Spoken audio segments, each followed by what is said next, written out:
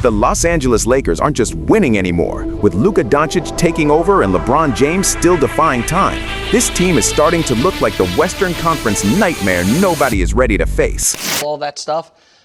But the Lakers have shattered expectations already this year. And he's the driving reason. Here's the list of teams that were projected to win more games than Los Angeles Lakers this year. A bunch of Western Conference teams. The Warriors, the Clippers, the Timberwolves, the Rockets, the Nuggets, who, by the way, those teams in large part, aside from the Warriors, and the Rockets number came after Van Vliet was already hurt. So that was knowing Van Vliet was hurt. The Lakers have been less healthy than the Timberwolves or the Clippers. The Nuggets, you could argue. Austin Reeves and LeBron have missed 47 games. But between the two of them, both have missed around a third of the season. They are alongside Detroit, the Spurs, and the Celtics for really good teams who already have hit their win total over this year. They were projected to win 46 and a half games. They're sitting at 50 with 6 games left. I'm surprised it was so low. I don't remember it. A lot of respected people thought they were going to miss the playoffs outright. They had the seventh best Western Conference playoff, odds, and it's because of Luka, and primarily, not exclusively, but primarily. And what has bothered me about some of the Luka discussion or MVP discussion it has been framed as if it's just this month. This month has been his best month, right, but he was Western Conference Player of the Month in January.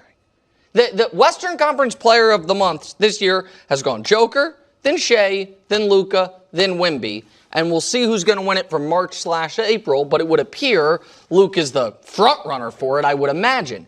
And so I just think that he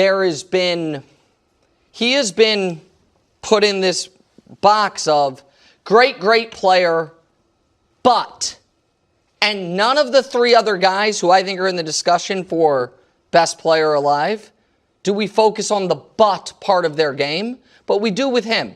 More than I think we should. Maybe not we specifically, but the general we. Because I would say that's because Shea and Jokic have won championships, and Wemby is still third year. He's so young. And Luka in his third year, nobody was focusing on the butts. You see what I'm saying? Like, Luka's gotten to that stage where it's like, all right, you gotta start win a championship at least.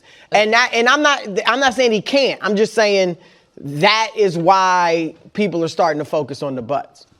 Go ahead, kiddo. No, that's it. You want to put the final word? I'm going to move on. No, go ahead. If Wemby 7 years in hadn't won yet, people start focusing. On that, just real quick, I guess I do want a final word on it. Doesn't it seem to you though, Brew, like a lot of I know he hasn't won a title, right, but he has never lost a playoff series to a lower ranked seed. He has multiple times upset. He has 3 playoff series where his team was the underdog that they won. He made a finals he's 26 now. I want to get to the performance of the night. It is the Cavs. It is the Lakers. This was a story coming in yesterday talking about LeBron's future. Could he potentially go home to his team in a final season? But that can wait until next year because it's about the Lakers and Bron right now. Familiar sight. Donovan Mitchell tries to go up. LeBron's like, it's adorable. You're not. And then the flip to LeBron. 41 years young. Found this fountain of youth in this current stretch. Lakers tied at 13. Under a minute left. Luka, step back 3. 20 in the first half. Lakers lead by 12. 65-53 at the break. Third quarter. This is just straight up showtime. Woo! Harden turns it over in transition. Austin Reeves, the perfect high handoff. Lakers go up by 17 later in the third. Look, we're going to get into the discussion with the Lakers. I know people talk about the Thunder. I know people talk about San Antonio, but with the way Luka's playing right now, with how the Lakers look right now, they're not going to be an easy out. 42 points for Luka. Lakers go on to win 127, 113, and just a little. Like, if Luka's dunking, you're in trouble. Like, the shooting's one thing, but that is a completely different. And what a month of March it's been for Luka. Averaged 37.5 points per game, scored 600 points, third most points in a calendar month since the 1977 NBA-ABA merger, only shy of Michael Jordan and James Harden. It's been an MVP month for him, and apparently this is the trendy thing to do right now. Campaign to win the MVP. Wemby obviously recently stated his case for why he should win. Is that something you're interested in doing as well? And if so, what would your points be? I mean, I never did that, so I'm not the one voting, so, but I think I've been playing pretty good. We've been winning, so that's it. That's all I got to say. I mean, if you don't win, it doesn't really mean anything. So the run we've been on, I mean, it means a lot. So we got to just keep playing like that.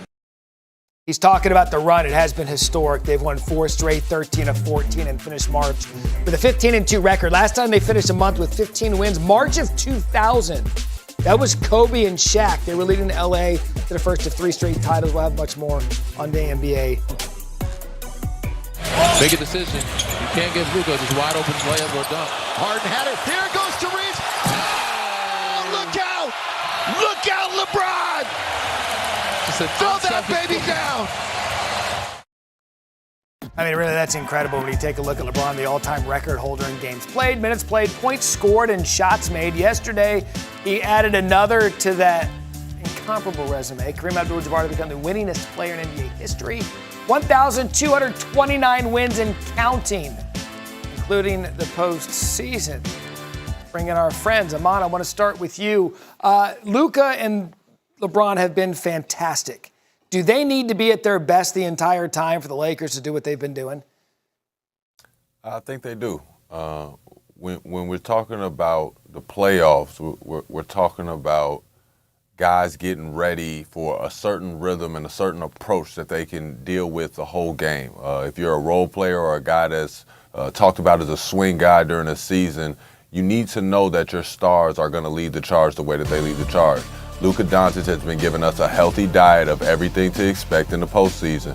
It's actually starting to bother me that I haven't been talking about him more when we start talking about the MVP discussion, because when you think of the Lakers, there's no night that you feel like they can really come out here and compete if Luka is not suited up.